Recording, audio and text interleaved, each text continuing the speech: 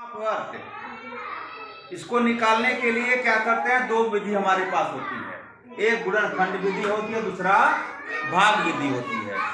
गुणनखंड विधि में हम क्या करते हैं, हम जो संख्याएं दी गई होती है उसका अभाज्य गुणनखंड करके लिख देते हैं।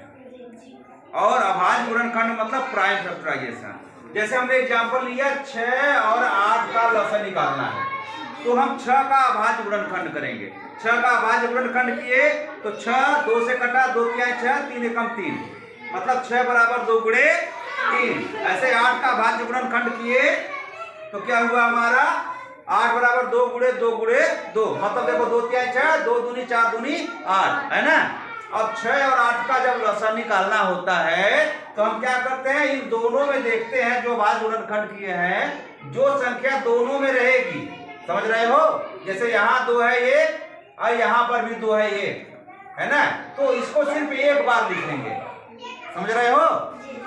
तो हमने इस 2 को सिर्फ एक बार लिखा।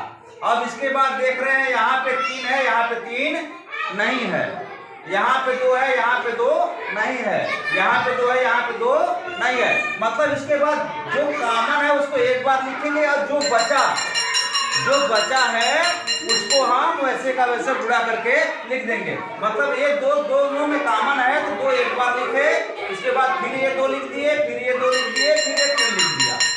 अब इसको गुणा करके लिख देंगे तो 2 दूनी के 4, है ना, और 4 दूनी के 8, 2 दूनी 4 दूनी 8 तिहाई 8 त्रिका 24। तो ये हमारा 6 और 8 का लसा क्या हुआ, 24। समझ में आया। अब ऐसे ही लगाना है आप लोगों को, ठीक।